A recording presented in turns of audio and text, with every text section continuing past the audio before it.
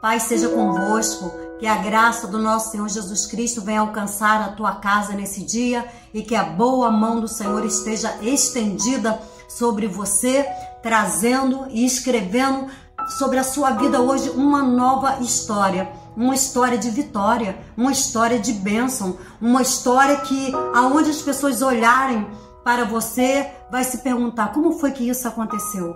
Como Deus transformou, como Deus mudou, como Deus virou o cativeiro dessa pessoa tão rápido.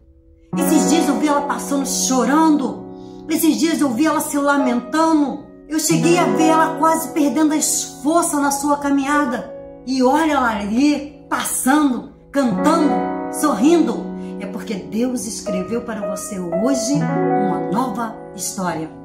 Livro de João, capítulo 20, vai nos falar da ressurreição do Senhor Jesus Cristo, da sua morte, do momento que os discípulos vivenciaram, o momento de dor, o momento de angústia.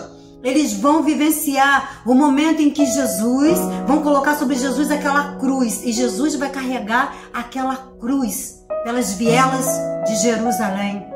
E chegando ali no Gólgota, eles vão colocar ele pregado, vão colocar ali a coroa, vão pregar os seus pés, vão transpassar ali a lança.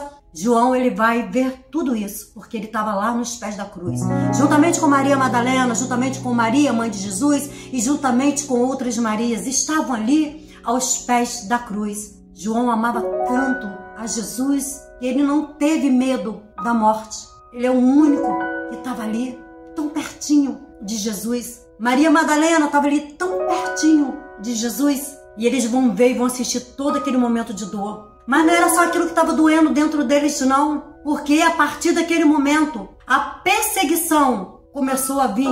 E qualquer um que fosse reconhecido, que andava com ele, também poderia ser morto. Eles vão ver o momento em que Jesus naquela cruz vai expirar e vai morrer. Ali deu a entender que tudo havia acabado porque eles não tinham entendido. Eles não tinham entendido que era necessário morrer, mas que haveria a ressurreição. Que Jesus ele ia ressurgir entre os mortos. E a palavra de Deus vai nos dizer que eles pegaram o corpo de Jesus e colocaram lá no sepulcro e deixaram. Porque no sábado ali em Jerusalém não se faz nada. Mas no domingo pela manhã, que é o primeiro dia da semana para eles, Maria Madalena vai levantar juntamente com as outras mulheres e elas vão até o sepulcro aonde estava o corpo de Jesus. Porque naquele dia elas iam ali para limpar, para perfumar o corpo de Jesus e até então deixar ali para todo sempre. Mas ali, quando elas, pelo meio do caminho, elas vão conversando e vão se perguntando: o que nós vamos fazer para remover a pedra? Porque tinha uma pedra colocada ali na porta do sepulcro. O que nós vamos fazer? A palavra de Deus diz que houve um terremoto ali, lá no livro de Mateus vai dizer que houve um terremoto e que um anjo tinha removido a pedra e tinha se assentado em cima da pedra. Os soldados viram aquilo e correram, apavorados, saíram dali. E quando elas vão chegar, elas vão ver que a pedra havia sido removida, já não havia mais pedra no meio do caminho. Diferente da história de Lázaro que Jesus falou: remova a pedra. Ali não, ali um anjo foi diretamente remover a pedra para o Senhor Jesus e ainda se assentou em cima daquela grande pedra. Maria, ela vai chegar. Ela chega desesperada porque Maria, queridos, ela havia sido liberta de 7 demônios. Jesus havia libertado aquela mulher. Jesus havia transformado a vida daquela mulher, tinha escrevido para ela uma nova história. E a palavra de Deus vai nos dizer que quando ela chega ali e ela vai olhar para dentro, quando ela vai ver a pedra removida, ela já se apavora. Quando ela olha para dentro do sepulcro, aí é que ela vai ficar mais apavorada ainda, porque o corpo do mestre não está ali. Elas vão ficar desesperadas e vão voltar correndo para casa. E ao chegar, ela vai dizer: o corpo do mestre não está ali dentro do sepulcro. Levaram o corpo do mestre. Vamos conosco, vamos procurar o corpo do mestre. E quando eles chegam lá, a palavra de Deus diz que vai 2 discípulos, aquele que Jesus mais amava, e também a Pedro. E quando eles chegam lá, a palavra de Deus diz que Pedro vai entrar e João vai entrar em seguida. Apesar que João chegou primeiro, eles vão entrar, vão olhar. Realmente ele não está aqui. E havia um comentário, né? Que os próprios discípulos haviam tirado o corpo do mestre. Ele sabia que não tinha sido eles. Voltaram para suas casas, sem muito entender no que tinha acontecido. Mas Maria Madalena não. Maria Madalena, juntamente com as outras mulheres, ficaram, não é possível. Ele tem que estar aqui em algum lugar. Saíram andando ali pelo meio do jardim, procura daqui, procura dali, nada de achar. Maria Madalena vai olhar novamente dentro do sepulcro. E quando ela olha, ela vai ver dois anjos. Uma à cabeceira e o outro aos seus pés. E ele vai perguntar para ela: o que tu procuras aqui? E ela disse: eu procuro o corpo do meu mestre. Ei, ele não está mais aqui. Ele ressuscitou. Ele ressuscitou, ele não está, porque procura entre os mortos aquele que vive. Quando Maria Madalena vai voltar para trás, ela vê o mestre. Mas ela não consegue reconhecer o mestre. Ela não consegue saber, porque agora o mestre está totalmente diferente daquele mestre que ela viu pregado ali naquela cruz. O mestre havia ressuscitado. E ele vai dizer para ela: o que tu procuras? E ela vai dizer: tu és o jardineiro? Foi você que pegou o corpo do mestre daqui? Diz para mim, aonde foi que você colocou? E ele vai dizer: Maria. E quando ele diz Maria, ela olha para ele e fala: Rabone, mestre. E ela vai de encontro a Jesus, aos pés de Jesus, juntamente com as demais. Ele diz: não me detenhas, porque eu ainda não subi para o Pai. E a palavra de Deus diz que elas vão sair, mas vai e diga, meus irmãos, que eu ressuscitei. Ei, quem tu procuras nesse dia?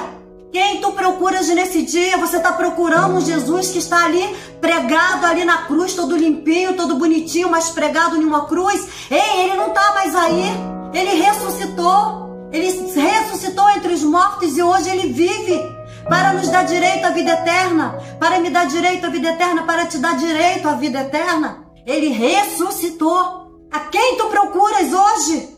Aquele que está pregado na cruz não vai poder fazer nada, mas aquele que ressuscitou pode mudar a tua vida, pode mudar a tua história. Como ele mudou a história da Maria Madalena, como ele escreveu para ela uma nova história. Maria Madalena foi aquele que teve a primeira conversa com ele. Ele falou com ela: Maria. Ela disse: Rabone, meu mestre querido, meu mestre amado, tu ressuscitou. Nos pés dele se lançou. Vamos nos lançar nos pés de Jesus hoje. Vamos nos lançar nos pés dele. Porque antes ele ainda não tinha se acendido. Não me detenhas porque eu ainda não fui para o Pai, mas agora ele está lá diante do Pai, à direita do Pai, intercedendo por mim e por você. A palavra de Deus diz que elas vão voltar novamente para casa e vai dizer: ele ressuscitou. Ele ressuscitou! Só que eles vão achar que ela está tão perturbada da cabeça. Nós estivemos lá, nós não vimos ele. E agora elas vêm dizer que ele ressuscitou. Eles estavam trancados, porque além da dor que eles estavam vivendo a grande dor da perda, da morte, da cruz. E eles ainda estavam sofrendo perseguição, estavam trancados dentro das suas casas. Quando elas chegaram dentro da casa, ali bateram na porta. Eles vão ter receio de abrir as portas, de abrir a porta, porque eles acharam que era alguém que tinha ido ali para pegar eles, para matá-los. Mas não, eram elas para dizer: ele ressuscitou, ele está vivo. Eles não vão acreditar, mas a palavra de Deus diz que a porta estava trancada. Mas Jesus vai romper uma parede, porque para Deus não há nada impossível. Ele é onisciente, onipotente, onipresente. Ele vê, ele sabe, ele sai em qualquer lugar, em todos os lugares ao mesmo tempo, vendo você entre milhões de pessoas que choram e oram e diz: não vou conseguir, mas você vai conseguir em nome de Jesus.